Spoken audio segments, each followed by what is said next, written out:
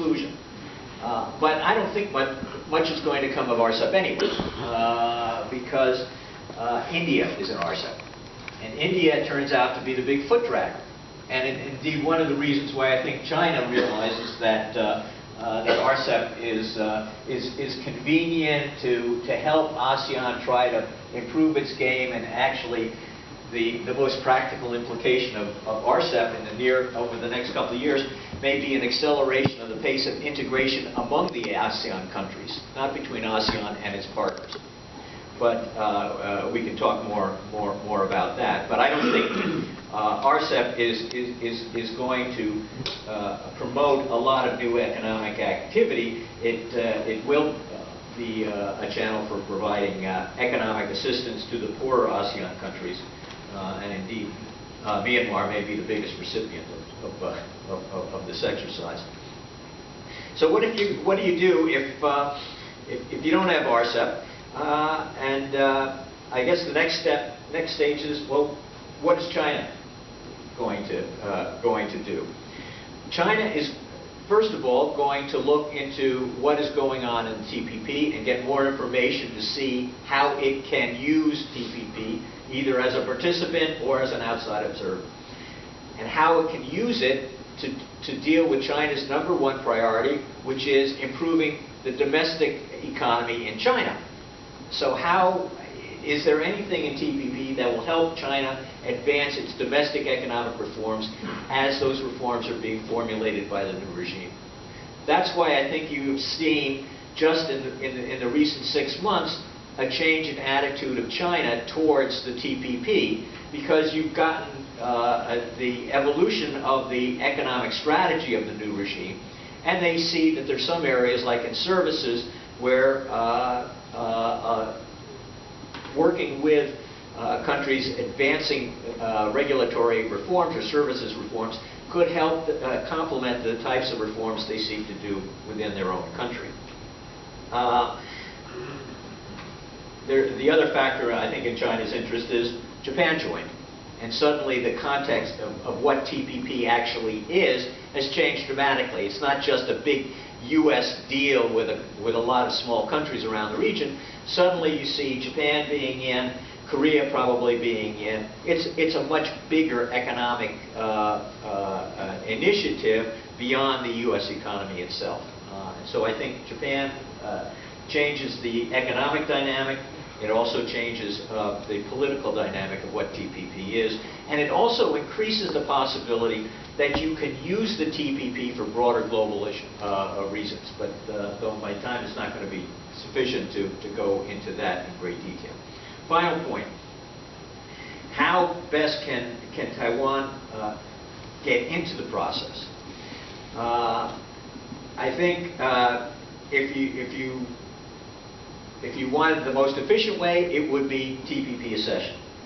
But there may be a way of working more quickly if China also is interested in bridging the gap between integration in the Asia-Pacific and integration within Asia. That's not going to happen by linking RCEP and TPP. United States is not eligible for RCEP any more than Taiwan is. But, and those standards are too low. There are too many holes, there are too many exceptions in RCEP, so it's good for the countries that are starting from a very low base. It's not good for countries that actually want to use trade agreements to push additional economic reform in their countries. But there could be the opportunity to take some of the best portions of TPP, or find some hybrid that links together aspects of the hardcore obligations of the TPP with the soft law approach of intra-Asian regionalism, and new provisions that are arising either in the multilateral or the regional context. And that could become the umbrella over which the TPP and its hard law and more comprehensive obligations are covered, as well as the RCEP with its more consensual soft integration approach. And you could almost call that hybrid agreement the free trade area of the Asia Pacific. Just a thought. Thank you very much.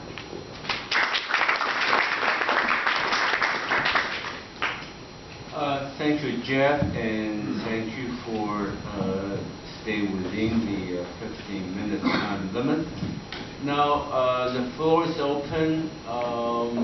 Let me announce the ground rule. I think at this juncture, I will collect comment question only for one round. And then I will come back to our four panelists.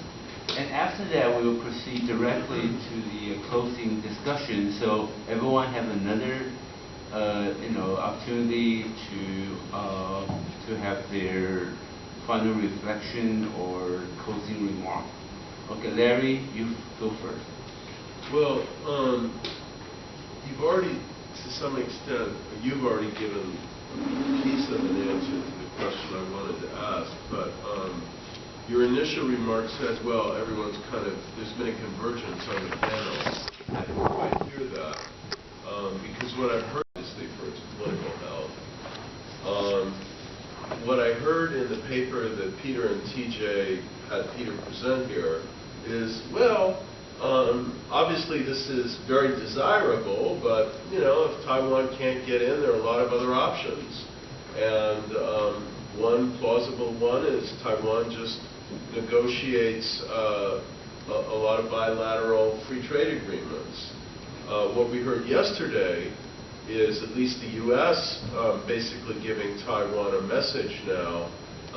Sorry, folks, TPP is what's on the table, and it's, you better get with the program. So I hear a little bit of divergence here, and I'm just wondering if it really exists.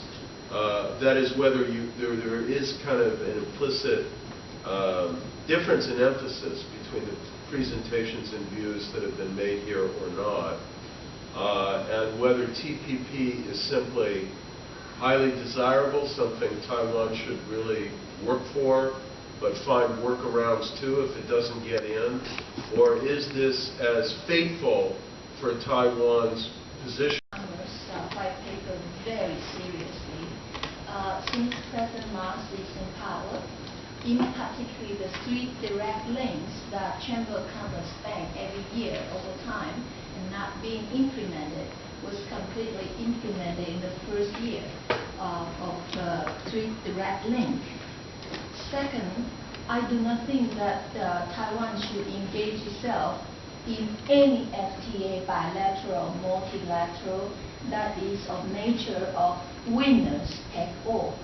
That is to say, if something has been there and that doesn't match our development path or advantage, I do not consider it is good for Taiwan. Secondly, I would like to mention that although TPP could serve as the driving force for domestic reform, but that's not the only option. I must say that since after we entered WTO, there has been enormous reform that is being done. I believe that is under the 3 witness of our 3 distinguished heads of the Council of Economic Policy and Development. So to say that after WTO we have stopped reform, I personally have strong reservations on that. Thirdly, I would like to say that is Taiwan ready for anything? I used to tell one USTR people that if Vietnam and Peru are ready, we are ready. I should correct myself given the time evolving now. I should say that if anybody in TPP members are ready, that means they have completed negotiation. But Taiwan, due to the secrecy clause, we have no idea about the transparent side of the TPP. How are we sure to answer to ourselves whether we are ready or not?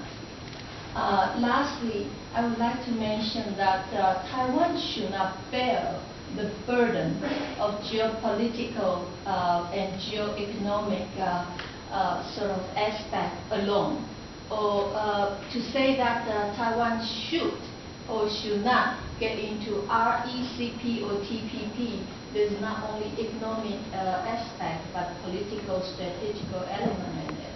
Let's firstly think of the economic analysis. Even Peter Petrie and Michael Permer, in their analysis, they have put forward very clearly in their 2012. Even if they underestimated the TPP's advantage for Taiwan, it remains that it pointed to the fact that RCEP, in the economic terms, will be better off for Taiwan than in TPP, 3 to 4 times in terms of GDP as well as social welfare. Now, in political and strategic aspect, I do not believe that Taiwan should bear the burden of that, oh, you should do this first or that later. Instead, I think that we have to put in perspective about the geopolitics of G2. Ultimately, it is China, it is PR China and the US to ask the question about whether you are prepared to cope with the issue of how to, perhaps, it is, to me, it is ridiculous to think of RCEP without being the #1 world economy and TPP without the #2 world economy. So ultimately, it is not for Taiwan to bear that burden.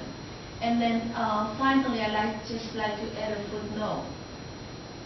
What if it is possible and feasible for Taiwan to move ahead with lots of bilateral FTA? It could have been done long ago before President Ma's administration, and I would have given a big applaud to that.